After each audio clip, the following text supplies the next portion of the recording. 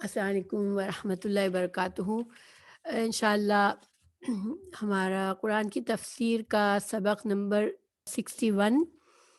اور سورہ المائدہ پر پہنچے ہوئے ہیں، آیت نمبر 18 سے۔ اعوذ باللہ من الشیطان الرجیم، بسم اللہ الرحمن الرحیم۔ وقالت اليهود والنصارى نحن أبناء الله وأحباؤه قل فلم يعذبكم بذنوبكم بل أنتم بشر ممن خلق يغفر لمن يشاء ويعذب من يشاء ولله ملك السماوات والأرض وما بينهما وإليه المصير۔ آیت کا ترجمہ ہے، اور یہود اور نصارہ نے کہا ہم اللہ کے بیٹے اور اس کے پیارے ہیں۔ کہہ دو پھر وہ تمہیں تمہارے گناہوں کی وجہ سے سزا کیوں دیتا ہے، بلکہ تم اس مخلوق میں سے ایک بشر ہو جو اس نے پیدا کی ہے۔ وہ جسے چاہتا ہے بخشتا ہے اور جسے چاہتا ہے سزا دیتا ہے، اور اللہ ہی کے لیے آسمان و زمین کی بادشاہت ہے اور اس کی بھی جو ان دونوں کے درمیان ہے، اور اسی کی طرف لوٹ کر جانا ہے۔ اس آیت میں پیچھے سے کیا تعلق ہے، ٹھیک ہے، اور اس کی شان نزول کیا ہے۔ اس کے شان نزول یعنی کہ جن حالات میں یہ آیت نازل ہوئی وہ حالات کون سے تھے، تو حضرت عبداللہ بن عباس فرماتے ہیں کہ رسول اللہ صلی اللہ علیہ وسلم نے یہودیوں کو عذاب سے ڈرایا، تو انہوں نے کہا ہم تو اللہ کے بیٹے اور چہیتے ہیں، تو پھر یہ آیت نازل ہوئی، یعنی کہ حضرت رسول اللہ صلی اللہ علیہ وسلم سے ان کا رویہ ایسا تھا کہ نہیں، ہمیں کوئی عذاب نہیں ہونا، ہم تو اللہ کے چہیتے ہیں، تو اللہ تعالیٰ نے اس کا انکار کیا۔ اور پیچھے سے اس کا کیا تعلق ہے، اللہ سبحانہ تعالیٰ نے پیچھے ہمیں پچھلی آیات کچھ دو سبق سے ہم بھی پڑھ رہے ہیں کہ اللہ سبحانہ تعالیٰ نے مسلمانوں سے عہد لیا کہ سمعنا و اطعنا کا، کہ جو بھی تمہیں یہ رسول صلی اللہ علیہ وسلم دے اس کو سننا ہے، اس پر عمل کرنا ہے اور مکمل فرما برداری کرنی ہے، اور اس دین کو قبول کرنا ہے۔ اچھا، پھر اللہ سبحانہ تعالیٰ نے پھر مسلمانوں کو یہود اور نصارہ کے بارے میں بھی بتایا کہ صرف تم سے یہ عہد نہیں لیا، یہی عہد ہم نے بنی اسرائیل یہود اور نصارہ سے بھی لیا، مگر اللہ نے ساتھ ساتھ یہ بھی بتایا پیچھے ہمیں کہ ان لوگوں نے اس عہد کا پاس نہیں کیا، اس عہد کو توڑ دیا۔ شاید آپ لوگوں کو پچھلے اسباق یاد ہوں۔ تو اب اللہ سبحانہ تعالیٰ ہمیں وجہ بتا رہے ہیں کہ یہ اتنی بے باکی سے اللہ سبحانہ تعالیٰ کے احکامات کے خلاف کیوں گئے، اللہ کے عہد کو کیوں توڑا یہود و نصارہ نے، اور کیوں اتنا آسان ہو گیا ان کے لیے اللہ کی کتابوں تک کو بدل دیا۔ تو اللہ تعالیٰ اس کی سب سے بڑی وجہ بتا رہے ہیں کہ کیوں ایسا ہوا، کہ یہود اور نصارہ اس باطل گمان میں پڑے ہوئے تھے کہ وہ اللہ کے مقرب بندوں کی اولادیں ہیں، اللہ کے انبیاء کی اولادیں ہیں، اللہ کے بیٹوں کی اولادیں ہیں۔ تو یہاں پر یہ جو ہے وقالت الیہود والنصارى نحن ابناء، ہم تو وہ گروہ ہے جو کہ انبیاء کے بیٹے ہیں، انبیاء کے اللہ کے بیٹوں کے امت میں سے ہے یا اللہ کے پیاروں کی امت میں سے ہے۔ بہرحال تو یہ گمان کی وجہ سے یہ سب سے زیادہ ان کے لیے آسان ہو گیا کہ ان کو یقین ہو گیا کہ جنت تو ہماری ہے، کیونکہ ہمارا نسب اتنا اعلیٰ ہے تو ہماری جنت تو پکی ہے۔ تو اس وجہ سے یہ اللہ کی فرما برداری اور اللہ کے عہد کو پورا کرنے اور ذمہ داریاں جو دین نے ان پر ذمہ داریاں ڈالی ان کے بارے میں لاپرواہ ہو گئے کہ ہمیں کیا ضرورت ہے، ہم تو ہر حال میں بخشائے ہیں۔ تو یہ یہاں سے جیسے ایک تعلق ہے، ٹھیک ہے، اس آیت کا۔ اب ہم اس آیت کو سمجھنے کی کوشش کرتے ہیں لفظ بلفظ۔ وقالت، قالت اور کہا، تو قالت الیہود، یہود نے کہا اور نصارہ نے کہا نحن، ہم تو بیٹے ہیں اللہ کے۔ تو چونکہ ہر آدمی اللہ کا بیٹا کا دعویٰ نہیں تھا یہود و نصارہ کا، اس وجہ سے انہوں نے کہا کہ ہم امت ہیں اللہ کے بیٹوں کی، وَأَحِبَّاؤُهُ، احبا اس کے محبوب، حب کی جمع احبا، تو ہم تو اللہ کے بیٹوں اور اللہ کے پیاروں کی امت میں سے ہیں۔ تو یہ اللہ تعالیٰ وجہ بتا رہے ہیں کہ اللہ تعالیٰ نے ہمیں بتایا کہ یہود اور نصارہ یہ دعویٰ کرتے ہیں کہ ہم تو اللہ کے بیٹوں اور اللہ کے پیاروں چہیتوں کے امت میں سے ہیں۔ تو اللہ نے فرمایا قل، آپ کہہ دیجئے یا رسول اللہ ان سے، فلیما، پس لیما کیوں، تو کیوں، یعذبکم وہ عذاب دیتا ہے، تم کو، ٹھیک ہے، وہ کیوں تم کو عذاب دیتا ہے، بذنوبکم، اور یہاں با جو ہے سبب کا ہے، ٹھیک ہے، ساتھ کا نہیں ہے، بوجہ ذنوب ذنب کی جمع ہے، ذنب مطلب گناہ، تمہارے گناہوں کی وجہ سے پھر وہ تمہیں کیوں سزا دیتا ہے۔ تو کیا مطلب ہوا کہ چونکہ یہاں پر بات سمجھنے والی یہ ہے کہ چونکہ انہوں نے یہ کہا کہ ہم تو اللہ کے پیاروں کی امت ہیں، ہم اللہ کے بیٹوں کی امت ہے، تو مطلب یہاں مطلب کیا چھپا ہوا ہے کہ ہم کو تو اللہ کبھی عذاب نہیں دے گا، ہم تو آپ صلی اللہ علیہ وسلم نے جب ان کو ڈرایا کہ تم ایمان لے آؤ، تم غلط طریقے چھوڑ دو ورنہ اللہ کے عذاب سے ڈرو، تو انہوں نے کہا کہ ہم تو اللہ کے پیارے بندے ہیں، ہمیں اللہ عذاب نہیں دے گا۔ تو اللہ تعالیٰ نے یہاں پر ان کے دعوے کی تردید کی کہ یا رسول اللہ آپ ان سے کہیں کہ اگر ایسا ہے، اگر واقعی تم اتنے پیارے ہو اللہ کے، تو پھر اللہ تمہیں کیوں عذاب دے گا۔ اب سوال یہ کہ کیوں عذاب دے گا، تو یہ فیوچر کی بات ہے، تو یعنی کہ اب ہمیں کہاں سے ثابت ہوا کہ ہاں واقعی اللہ ان کو عذاب دے گا، تو خود ان کی کتابوں میں تورات میں بھی موجود تھا کہ تم نے اگر یہ کیا تو تم کو اللہ یہ عذاب دے گا، یہ کیا تو یہ عذاب دے گا، اور ان پر ماضی کی مثالیں بھی موجود ہیں کہ اللہ تعالیٰ نے ان کی قوم کے لوگوں کو بندر اور خنزیر بھی بنا دیا بطور سزا، اور پوری قوم پر غلامی بھی طاری کر دی، اور پوری قوم کو صحرا میں 40 سال تک بھٹکنے کے لیے چھوڑا، اور پوری قوم کو آپ صلی اللہ علیہ وسلم کے زمانے میں بھی یہودیوں کی جلاوطنی نہیں ہوئی تھی،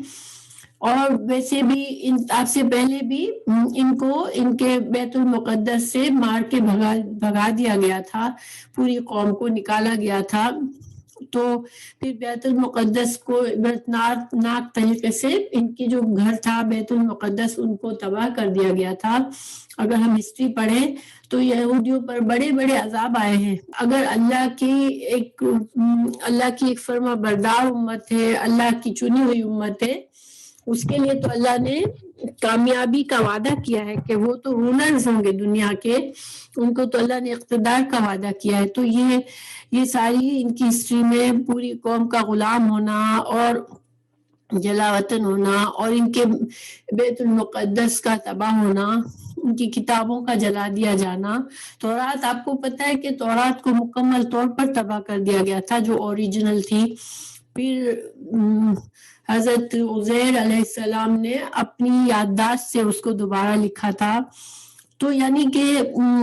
اللہ تعالیٰ نے یہاں پر پھر سب کا واقعہ ہمیں بتایا گیا، خود ان کی کتابوں میں بھی موجود تھی کچھ باتیں، کچھ جو ماضی کے ان کے اوپر سزائیں آئی ان کی قوم پر، ان کی موجود تھی تورات میں بھی، اور تورات میں وعید بھی موجود تھی، تو مگر وہ چونکہ ان چیزوں کو ظاہر نہیں کرنا چاہتے تھے، تو اللہ نے یہاں پر کھول کے بتا دیا کہ تمہارا یہ گمان غلط ہے، ورنہ اللہ جو ہے وہ اپنے پیاروں کو کون اپنے پیاروں کو اور لوڈ ونس کو اس طرح کی سزائیں دیتا ہے۔ پھر آخرت میں بھی تمہارے لیے بہت دفعہ وعید دی گئی ہے، قرآن میں بھی اور تورات میں بھی وعید دی گئی کہ تم کو سخت سزا ملے گی۔ اور آپ کو پتہ ہے کہ جب انہوں نے بچڑے کی پوجا کی تھی تب بھی ان کو سب کو ایک دوسرے کو قتل کرنے کا حکم دیا تھا اور 70,000 لوگ مارے گئے تھے ان کے. تو بہرحال ان کو یہ جو تھا ان کے دماغ میں یہ گھسا ہوا تھا کہ ہم جو ہیں وہ سپیریئر ہیں. ٹھیک ہے، ہمارے لیے کیا سبق ہے یہاں پر کہ ہمیں کبھی بھی اپنے آپ کو نسب کی وجہ سے، اپنے خاندان کی وجہ سے، اپنے اللہ نے ہمیں جو نعمتیں دی اس کی وجہ سے ہمیں ہمارے اندر غرور نہیں آنا چاہیے. اس لیے کہ انسان کے اندر جب غرور اور تکبر ہوتا ہے تو وہ ہدایت کے راستے بند ہو جاتے ہیں اس کے لیے. پھر آگے اللہ تعالیٰ فرما رہے کہ نہیں، ایسا نہیں ہے، تم کیا ہو، بلکہ انتم، تم بشرن، بس انسان ہو،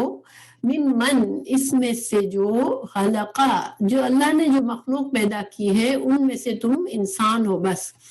یغفرو، اور اللہ کا کیا طریقہ ہے اپنی مخلوق کے ساتھ، یغفرو، وہ بخش دے گا، لمن، واسطے جس کے، یشاء، جس کو وہ چاہے گا اس کو بخش دے گا،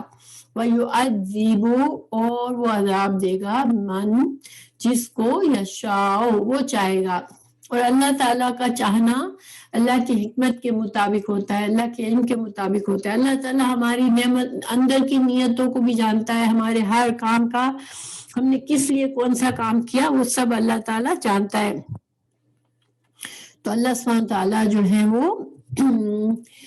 اپنی حکمت سے اور اپنے علم سے جسے چاہے بخش دے اور جسے چاہے عذاب دے. مگر انسان جو ہے یہ نہیں سمجھ سکتا کہ چونکہ میں فلاں کی اولاد ہوں اس لیے میرے لیے جنت پکی ہے. تو ہاں، مسلمانوں میں بھی آج یہ ایک گمان ہے کہ ہم تو رسول اللہ صلی اللہ علیہ وسلم کی امت ہیں تو ہمارے لیے تو سفارش بھی پکی ہے، ہمارے لیے جنت بھی پکی ہے. تو نہیں، اللہ سبحانہ تعالیٰ کے پاس جو ہے وہ ہر بندے کا عمل ضروری ہے، اور نیک اعمال اور ایمان کے ساتھ نیک اعمال جو ہے بس وہی انسان کے لیے آخرت کے معاملات میں اس مددگار ہے. پھر اللہ تعالیٰ آگے فرمائے وَلِلَّهِ، اور اللہ کے لیے ہے، ملک السماوات، بادشاہت آسمانوں کی، اور والارض، اور زمین کی، وما، اور جو کچھ بھی ہے، بینہما، جو ان دونوں کے درمیان.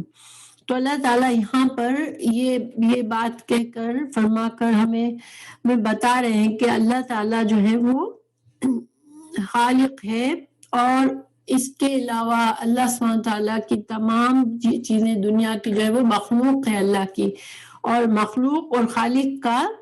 وہی رشتہ ہے جو ایک مالک اور غلام کا ہوتا ہے. تو پھر اللہ تعالیٰ جسے جہاں پیدا کر دے، ہمیں اپنی نسب سے، یا اللہ تعالیٰ جسے جو کچھ دے دے، کسی کو شکل دے دی، کسی کو عزت دے دی، کسی کو دولت دے دی، کسی کو بڑا نام دے دیا، لیکن یہ اللہ کی تقسیم اللہ کی حکمت کے مطابق ہے، اور یہ ہمارے لیے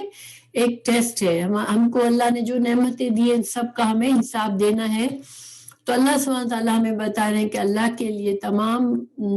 آسمان اور زمین کی بادشاہت ہے، اور باقی تمام اللہ کی مخلوق ہے. اور اللہ تعالیٰ اپنی تمام مخلوق سے اس لحاظ سے نہیں فیصلہ کرتا کہ اس کے پاس کیا دولت ہے یا اس کے پاس کیا نسب ہے، بلکہ وَإِلَيْهِ الْمَصِيرُ. اور پھر یہاں پر یہ بھی بات بتا دی اللہ نے کہ تمام مخلوق کو، تمام انسانوں کو لوٹنا کہاں ہے، وَإِلَيْهِ، اسی کی طرف، المصیر، مصیر لوٹنے کی جگہ. انسان کہیں جاتا ہے پھر واپس آتا ہے، تو پھر کر وہیں پر آج کا ٹھکانہ وہیں پر ہے انسانوں کا آخر میں اللہ کے پاس. پھر اللہ تعالیٰ جو ہے وہ ہر انسان کو وہی دے گا جو اس نے کمائی کی ہوگی. تو پھر آگے ہے یا اہل الکتاب، اے اہل کتاب. اور یہاں پر خاص حکمت اس آیت کی، یہاں پیچھے سے تعلق اگر ہم غور کریں تو یہ ساری باتیں امت مسلمہ کو اصل میں سمجھایا جا رہا ہے، کیونکہ جو وعدہ ہمیں سورہ مائدہ میں لیا گیا ہم سے اللہ کی شریعت کے احکامات کو پوری طرح سے قبول کرنے اور ان پر عمل کرنے کا، تو ایک طرح سے ہم سب، ہمارے لیے یہ مثالیں بھی ہیں اور ہمارے لیے ایک نصیحت بھی ہے کہ دیکھو پاس کی مثالیں ہیں تمہارے لیے، یہ نصیحت ہے، اور تم جو ہے وہ اس وعدے کا احتیاط سے خیال رکھو اور اس کو پوری طرح سے پورا کرو۔ پھر آگے ہے یا اہل الکتاب، اے اہل کتاب، قد تحقیق، جاءکم آ گیا تمہارے پاس، رسولنا ہمارا رسول، تمہارے پاس ہمارا رسول آ گیا، یبینو وہ بیان کرتا ہے، لکم تمہارے لیے، علی، پھر ایک وقفہ آ گیا اور اس کے بعد یہ رسول آیا ہے تمہارے پاس، ان یہ کہ تقولو کہ تم کہو، تو یہاں پر ایکچولی لا چھپا ہوا تھا، ٹھیک ہے، اللہ تقولو تاکہ تم یہ نہ کہو، ٹھیک ہے، یہ یہاں پر تھا مطلب، ان کے بعد لا چھپا ہوا ہوتا ہے اکثر، ان تقولو کہ تم نہ کہو، ما نہیں، جاءکم آیا تھا، جاء آیا نہ ہمارے پاس، من سے، بشیرن، بشیر کہتے ہیں خوشخبری دینے والا، ولا اور نہ، نذیر ہمارے پاس، تم یہ دعویٰ نہ کہیں کر دو کہ یا اللہ تو ہمیں عذاب کیوں دے رہا ہے، ہم نے تو گناہ اس لیے کیے کہ ہمارے پاس تو کوئی بشیر اور نذیر آیا ہی نہیں تھا۔ اللہ تعالیٰ یہاں کیا فرما رہے ہیں، ایکچولی اہل کتاب کو دعوت اسلام دی جا رہی ہے کہ تم یہ رسول اب تمہارے پاس آیا ہے، اور یہ رسول ایک فترہ کے بعد آیا ہے، فترہ ایک وقفے کے بعد آیا ہے۔ رسول اللہ صلی اللہ علیہ وسلم سے پہلے حضرت عیسیٰ ہی تھے، حضرت عیسیٰ علیہ السلام اور رسول اللہ صلی اللہ علیہ وسلم کے درمیان اللہ نے کوئی نبی نہیں بھیجا تھا، لیکن حضرت عیسیٰ سے پہلے اور حضرت موسیٰ کے بعد ایک لمبا سلسلہ تھا انبیاء کا، جو کہ سارے کے سارے بنی اسرائیل کے قوم میں آئے تھے، حضرت یعقوب کی اولاد میں سارے انبیاء آئے تھے۔ تو ایک حدیث ہے کہ بخاری میں رسول اللہ صلی اللہ علیہ وسلم نے فرمایا، میں ابن مریم کا تم تمام لوگوں سے زیادہ حقدار یا تمام لوگوں سے زیادہ قریب ہوں، انبیاء آپس میں اللہتی بھائی ہیں، میرے اور ان کے درمیان کوئی نبی نہیں آیا، یہ اس بخاری کی حدیث ہے، ٹھیک ہے، یعنی حضرت عیسیٰ کے 600 سال بعد رسول اللہ صلی اللہ علیہ وسلم کی بعثت ہوئی تھی۔ اور سورہ بقرہ سے بھی ہمیں پتہ چلتا ہے، اللہ تعالیٰ نے فرمایا تھا کہ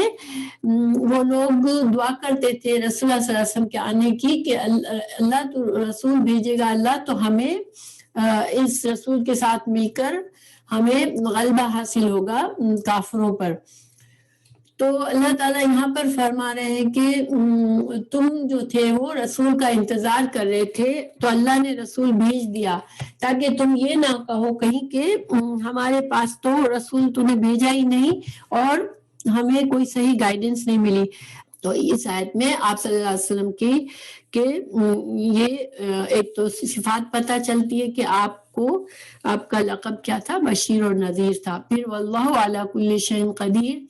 اللہ تعالیٰ نے پھر اپنی قدرت کا یہاں پر اظہار فرمایا کہ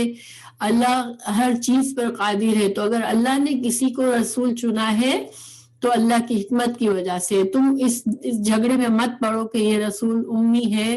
یا یہ رسول عرب میں سے کیوں آیا ہے یا یہ بنی اسرائیل سے کیوں نہیں ہے، اللہ ہر چیز پر قادر ہے، اللہ اپنے حکمت سے فیصلے کرتا ہے۔ تو اللہ نے اس نبی کو نبی بنایا ہے، یہ اللہ کے سچے نبی ہے، اور تمہاری خیر اور تمہاری بھلائی کس چیز میں ہے کہ تم اس کو مان لو۔ ایک دعوت پھر سے مسلمانوں کو بھی سمجھایا گیا کہ یہودیوں کے طریقے پر نہیں جانا، اور ساتھ ساتھ ان کو بنی اسرائیل کو بھی دوبارہ سے اللہ نے دعوت اسلام دی یہاں پر۔ پھر ان کو مزید یاد دلا رہے ہیں کہ تم موسیٰ کی بات یاد کرو، تم موسیٰ کو سمجھتے ہو، موسیٰ کے جو موسیٰ نے تمہیں پیغام دیا تم اس پر قائم ہو، تو تم موسیٰ کی بات یاد کرو۔ وَإِذْ، اور جب، قَالَ کہا، موسیٰ نے، جب موسیٰ نے کہا تھا، لِقَوْمِهِ اپنی قوم سے، یا قوم اے میری قوم، اذکرو یاد کرو، نعمت اللہ کی، علیکم تم پر، اذ جب جعلا بنایا، فیکم تم میں، انبیاء، وجعلکم اور تم کو بنایا، ملوکن بادشاہ۔ تو یہاں پر حضرت موسیٰ علیہ السلام اپنی قوم کو اللہ کے کچھ احسانات یاد دلا رہے ہیں۔ تو یہ یہود النصارہ سے جب اللہ نے خطاب فرمایا، دعوت دی اسلام کی قبول کرنے کی، رسول کو قبول کرنے کی، تو ساتھ ساتھ یاد دلایا کہ تم موسیٰ علیہ السلام کی اس بات کو یاد کرو جب انہوں نے اپنی قوم کو اللہ کی نعمت یاد دلائی تھی۔ تو اللہ کی نعمت یہاں پر کیا تھی کہ اللہ نے تمہارے اندر انبیاء پیدا کیے۔ اب یہاں پر دیکھیں، یہ موسیٰ علیہ السلام کے بعد بنی اسرائیل کے کئی انبیاء آئے تھے، ٹھیک ہے۔ تو یہ ایک طرح سے موسیٰ علیہ السلام پیشن گوئی کر رہے تھے کہ میری قوم، تمہارے اندر اللہ نے تم کو آزادی دی، جب مصر سے آزاد کیا اللہ تعالیٰ نے بنی اسرائیل کو، حضرت موسیٰ علیہ السلام نے اپنی قوم کو اصل میں ترغیب دے رہے تھے۔ کس بات کی ترغیب دے رہے تھے؟ اگلی آیت سے ہمیں پتہ چلے گا کہ چونکہ اب اللہ تعالیٰ نے ان کو مصر سے تو آزاد کیا تھا، ٹھیک ہے، لیکن ابھی ان کا اپنا کہیں جگہ نہیں تھا، ٹھکانہ نہیں تھا، ابھی وہ صحرا میں تھے۔ اب ان کو اپنا تورات دی اللہ نے اور ان کو دین دیا۔ اب ان کو کیا کرنے کا تھا کہ ان کو اللہ کے دین کو فالو کرنے کے بعد جہاد کرنا تھا، اور اللہ نے ان کے لیے ایک جزیرہ نما سینا میں ابھی یہ لوگ تھے، اللہ نے ان کے لیے بیت المقدس کی جگہ ان کے لیے اللہ تعالیٰ نے ان کو دینی تھی، مگر یہ اللہ کا طریقہ ہے۔ دیکھیں رسول اللہ صلی اللہ علیہ وسلم کو بھی اللہ تعالیٰ نے معجزے سے خانہ کعبہ آزاد نہیں کر دیا تھا کہ چلو سارے قریش پر ایک آفت آئی، بھاگ گئے اور اب مسلمانوں کا ہو گیا کعبہ۔ مسلمانوں کو بڑی جد و جہد کے ساتھ فائنلی 8 ہجری میں مکہ فتح ہوا تھا، جو کہ ہمارے اسلام کا شعار ہے اور تمام مسلمانوں کا قبلہ ہے، اس کو آسانی سے نہیں ملا تھا، ٹھیک ہے۔ تو یہی بات موسیٰ علیہ السلام کی قوم کے لیے تھی کہ اب اللہ نے تو ان کو آزادی دے دی معجزے سے، ظاہر سمندر کو پھاڑا تھا اور کتنے معجزے دکھائے تھے اللہ نے، اور مدد فرمائی تھی، جب جا کے فرعونیوں سے ان کو نجات ملی تھی۔ تو اللہ تعالیٰ نے اب ان کو اپنا ملک بنانے کی ضرورت تھی، اپنی ایک حکومت بنانے کی ضرورت تھی، جہاں سے وہ اپنی آئندہ نسلوں کو بھی اسلام کے طریقے سے اللہ کے دین پر چلنے والا بنا سکے، اور اپنے آپ کو بھی مضبوط بنا سکے، اور دوسرے انسانوں کو بھی اللہ سے جوڑ سکے۔ اس کے لیے ایک ریاست چاہیے ہوتی ہے، ایک بیس چاہیے ہوتا ہے۔ کوئی صحرا میں رہنے والے لوگ یہ کام نہیں کر سکتے تھے، ایک سینٹر پوائنٹ چاہیے تھا۔ تو اللہ تعالیٰ نے ان کو فلسطین کا وعدہ کیا تھا، کیونکہ جو بیت المقدس کی جو شہر تھا وہ ان کے آبا و اجداد کا شہر تھا، ٹھیک ہے۔ حضرت یعقوب علیہ السلام جو تھے وہیں پر آباد تھے، لیکن پھر ہوا یہ تھا کہ حضرت یوسف علیہ السلام کی سٹوری جب ہم پڑھتے ہیں تو ہمیں پتہ چلتا ہے کہ حضرت یوسف علیہ السلام کو ان کے بھائیوں نے کنویں میں ڈالا، پھر وہاں سے وہ غلام بن کے مصر پہنچے، پھر مصر میں اللہ تعالیٰ نے انہوں نے کئی سال کے آزمائشوں کے بعد ان کو ایک بہت بڑا عہدہ دیا، اور بیت المقدس میں قحط سالی ہوئی، مصر میں بھی قحط سالی ہوئی، تو بیت المقدس سے ان کو مائگریٹ کرنا پڑا، اور حضرت یوسف علیہ السلام نے اپنے باپ اور اپنے تمام بھائیوں کو، پورے کنبے کو مصر میں بلوا لیا کہ تم یہاں رہو، یہاں پر میرا اقتدار ہے اور تم یہاں پر شان سے رہ سکتے ہو۔ پھر کئی سال وہ وہاں پر رہے تھے، لیکن پھر ان کے اندر جب خرابیاں آنے لگی، ان کا کردار برا ہوا، اس قوم کے اندر اتنی برائیاں آئی کہ وہ جب اللہ تعالیٰ کی چنی ہوئی قوم کے اندر برائیاں آتی ہے تو وہ کیا اللہ تعالیٰ ان کو بطور سزا ان پر دوسرے لوگوں کو مسلط کر دیتا ہے، ورنہ اللہ کا جو دین جو ہے وہ ہمیشہ غالب رہنے والا ہے. لیکن جب اللہ کے دین کے علم بردار اگر کرپٹ ہو جاتے ہیں تو اللہ تعالیٰ بطور سزا دوسری قوموں کو ان پر غالب کر دیتا ہے، تو ان کو پھر غلام بنے وہ. تو جب غلام بنے پھر حضرت موسیٰ علیہ السلام کو مبعوث کیا اللہ نے اور ان کو غلامی سے آزادی دلائی. اب ان کو حکم تھا کہ وہ دوبارہ جا کے اپنے ملک کو اپنے اس شہر کو فتح کرے جس میں وہ آبائی حکم، ان کا آبائی جو جگہ تھی جو حضرت یعقوب علیہ السلام کا ٹھکانہ تھا، اس میں جائے جہاد کرے اور اس میں سے کافر قوم کو نکالے اور اس کو آزاد کرے، کیونکہ وہاں پر ان کا قبلہ بھی بننا تھا. ٹھیک ہے، یہاں پر موسیٰ علیہ السلام ابھی تو صحرا میں، ٹھیک ہے، ابھی یہ سب کچھ نہیں ہوا، ابھی انبیاء کا سلسلہ بھی نہیں شروع ہوا. حضرت موسیٰ کے بعد پھر بہت سے آنے والے تھے. تو یہاں پر کچھ علماء نے کہا کہ جب موسیٰ علیہ السلام نے یہ کہا، یہاں ماضی کا صیغہ ہے، اس جعلا، یاد کرو جب بنایا تم میں اللہ نے انبیاء، تو اصل میں یہ مستقبل کی پیشن گوئی کر رہے تھے حضرت موسیٰ علیہ السلام اپنی قوم سے کہ ہماری قوم اگر تم لوگ اس دین کو اچھی طرح سے اس پر چلو گے، اللہ کے شکر گزار بنو گے، تو اللہ تمہارے اندر انبیاء کا سلسلہ جاری کرنے والا ہے، اللہ تعالیٰ تم کو بادشاہت دینے والا ہے. ٹھیک ہے، اور دوسرا معنی یہ کیا گیا کہ ملوکن، اللہ تم کو بادشاہ بنانے والا ہے. سے مطلب یہ ہے کہ جب انسان غلامی میں ہوتا ہے اور غلامی سے اللہ نے ان کو آزاد دی، تو ہر آزاد انسان جو ہے وہ ایک طرح سے بادشاہ ہے. وہ اگر وہ آزاد ہے تو وہ اپنے لیے صحیح راستہ چن سکتا ہے، اس کو اختیار ہوتا ہے، تو وہ بادشاہ ہے. پھر دوسرا قول بادشاہت کے بارے میں یہ ہے کہ جس آدمی کو اللہ نے گھر، بیوی اور اولاد کی نعمتیں دی ہو تو وہ بادشاہ ہے. یعنی کہ جب ایک انسان کے پاس اتنی نعمت ہے کہ اس کے پاس گھر میں اچھی بیوی ہے، بچے ہیں، گھر ہے، تو وہ آدمی کیا ہے؟ وہ بادشاہ ہے اپنی چھوٹی سی حکومت کا، وہ اپنے گھر میں تمام معاملات کا بادشاہ ہے. تو یہ ایک کہ اللہ نے تم غلام تھے، تمہارے کوئی اب دیکھیں غلام کے تو اپنے بیوی بچوں پر بھی کوئی رائٹس نہیں ہوتے. آپ کو پتہ ہے نا کہ غلام جو ہوتا ہے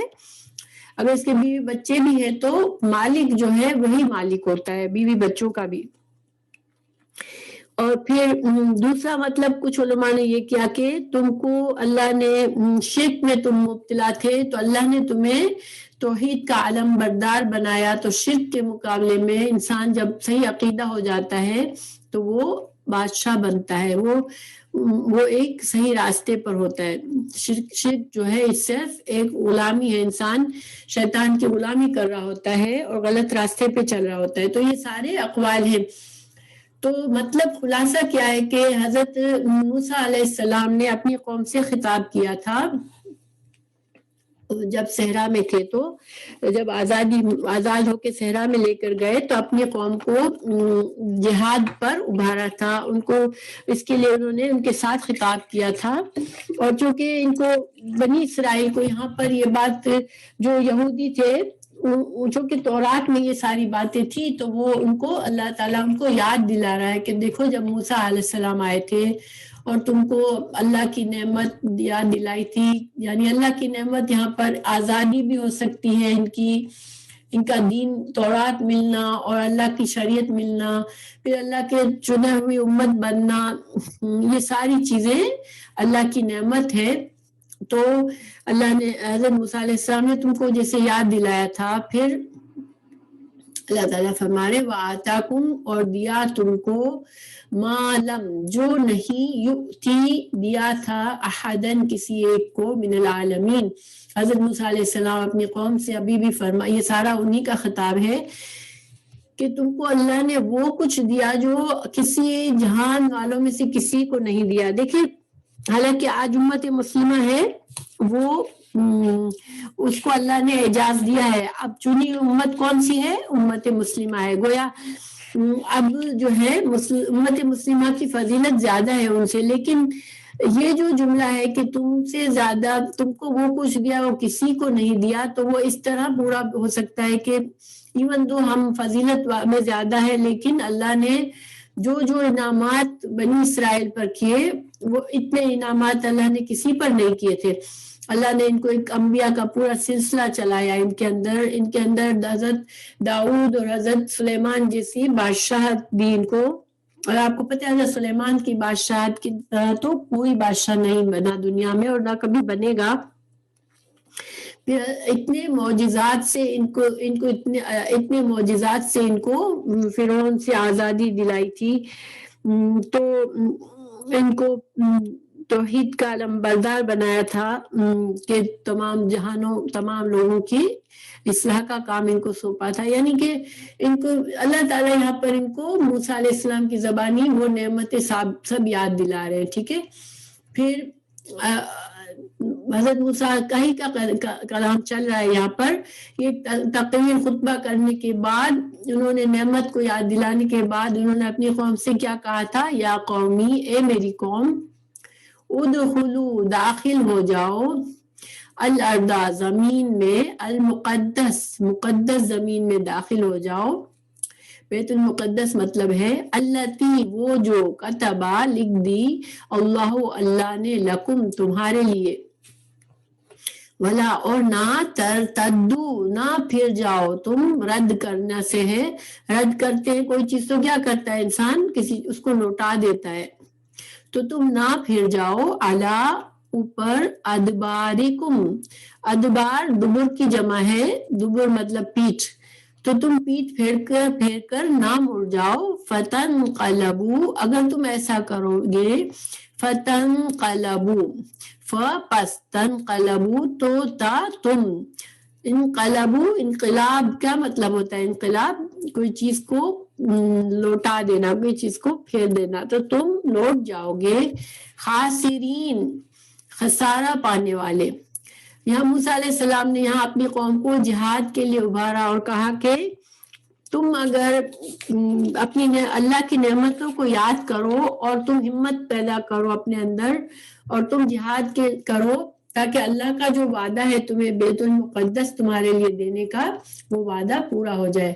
اس کے ہم نے سورہ مائدہ کی 12 آیت میں پڑھا تھا کہ حضرت موسیٰ علیہ السلام نے 12 نقیب مقرر کیے تھے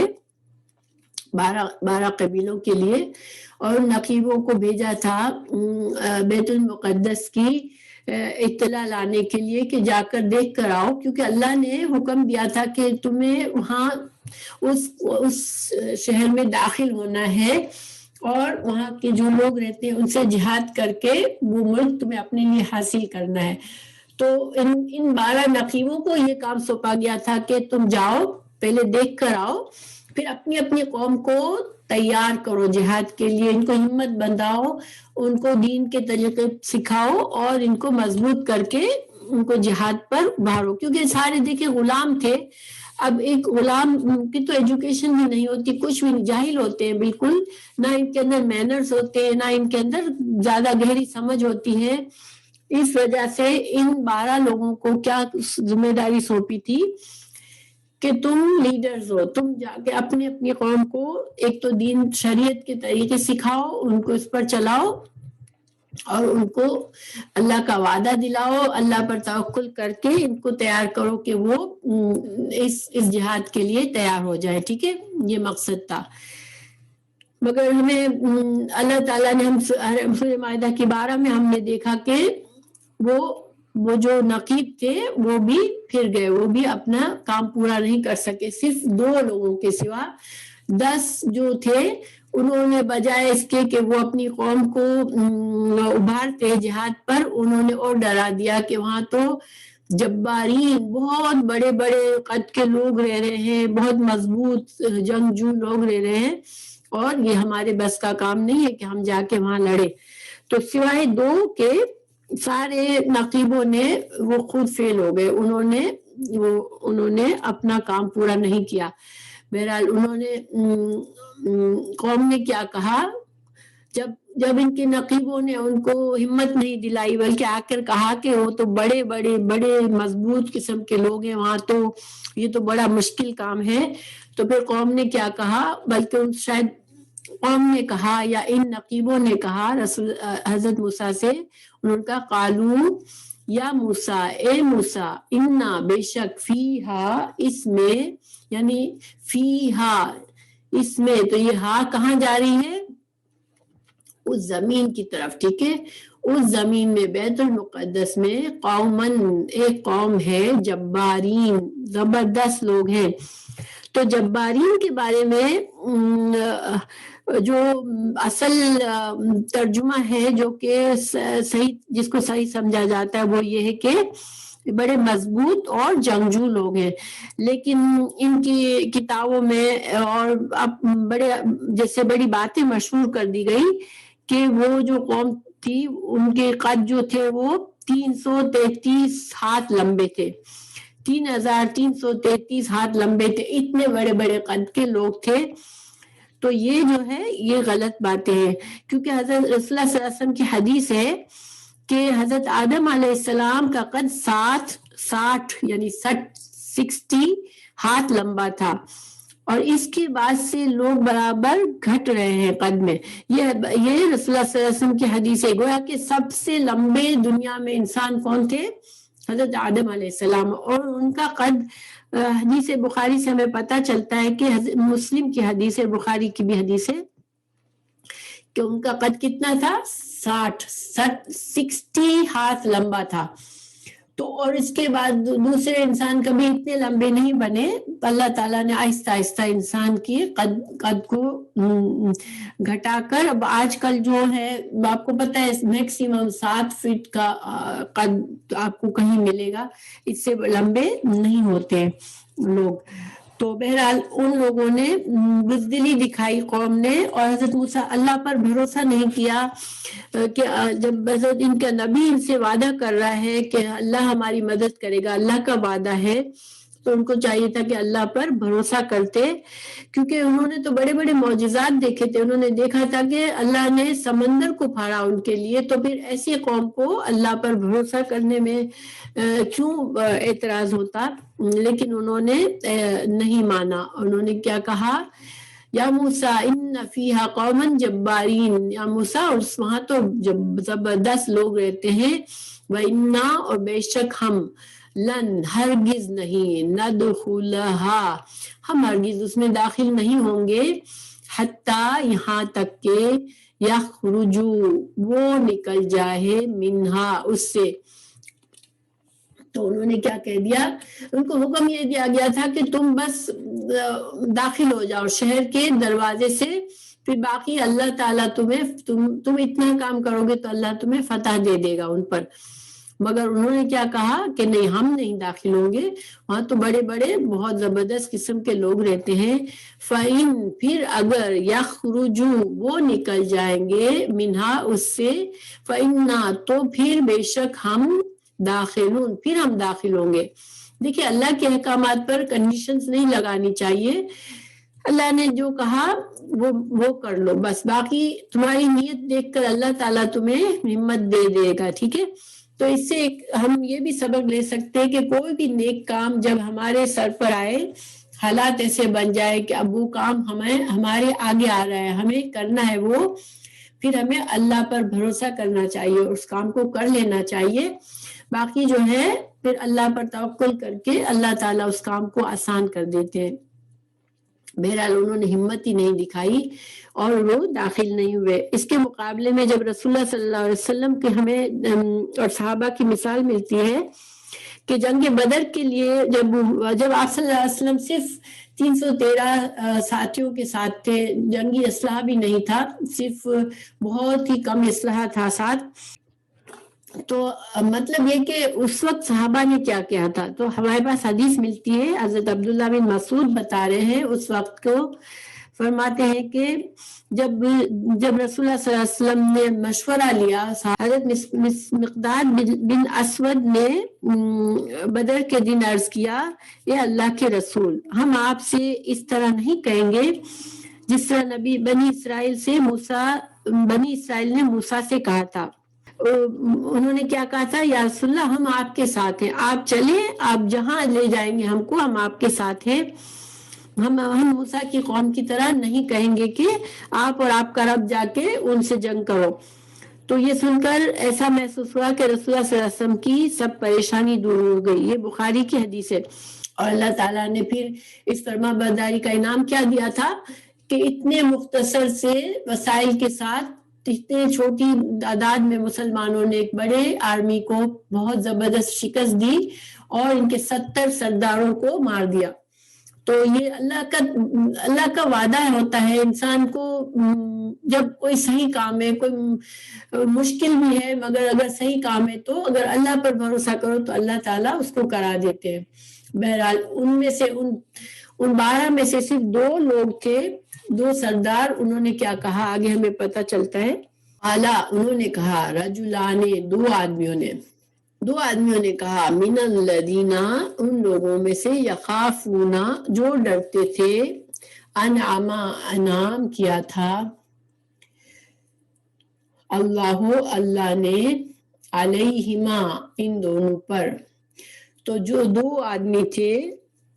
ان تمام جو سب ڈر رہے تھے، تمام بنی اسرائیل ڈر رہے تھے، مگر 2 آدمی جن پر اللہ نے انعام کیا تھا، انہوں نے کہا، یعنی اللہ کا انعام ان پر کیا تھا کہ اللہ نے ان کے ایمان کو مضبوط رکھا تھا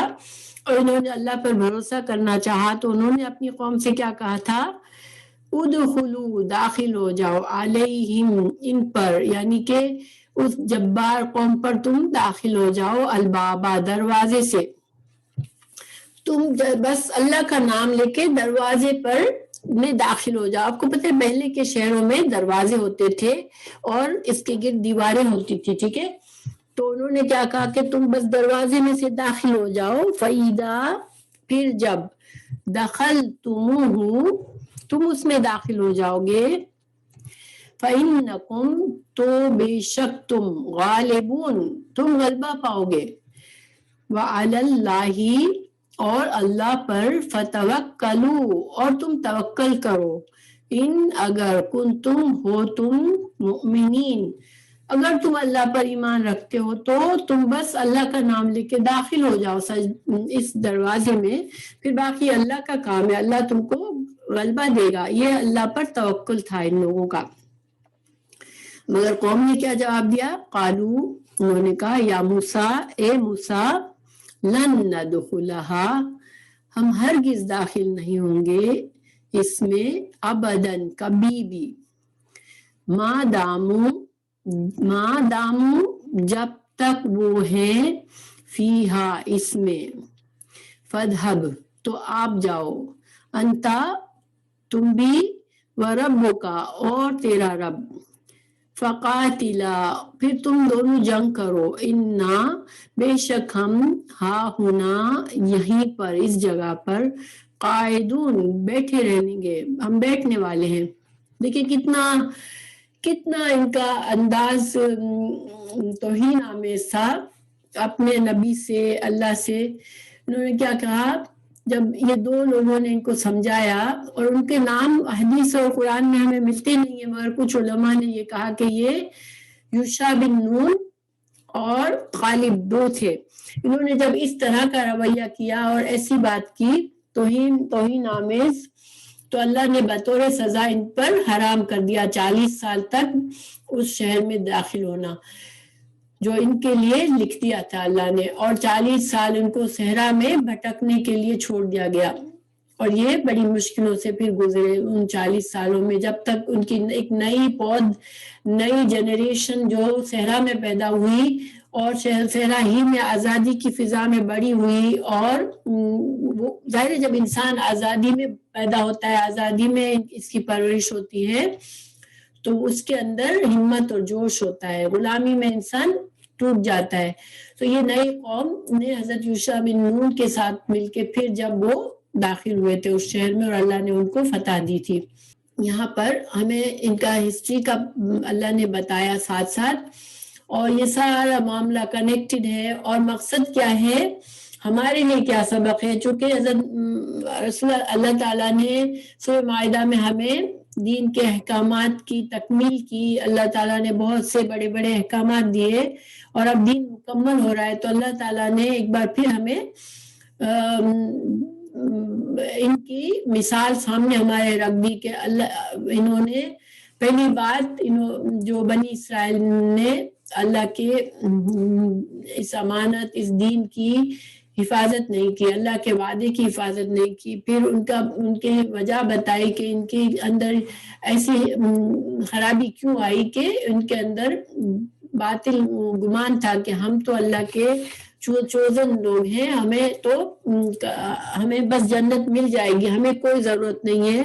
بڑی قربانیاں دینے کی، یا ہمیں کسی بہت زیادہ اپنے آپ پر دین کو طاری کرنے کی ضرورت نہیں ہے، بس ہم کو تو ہماری بڑی اعلیٰ نسب کی وجہ سے ہمیں انجام بھی اچھا ملے گا۔ ایک تو یہ ان کی خرابی اللہ نے ہمیں بتائی، دوسرے ان کی بزدلی بتائی کہ اللہ پر توکل نہیں تھا ان کو، جب جہاد کا وقت آیا تو وہ نہ صرف پیچھے ہٹے بلکہ ان کے اندر جہالت اور بدتمیزی تھی کہ وہ بہت برے انداز سے انہوں نے منع کر دیا حضرت موسیٰ علیہ السلام کو۔ اور یہ ساری باتیں ہم کو کیا سکھاتی ہیں کہ اللہ کا دین جو ہے وہ نعمت ہے، اور اس پر عمل کرنے میں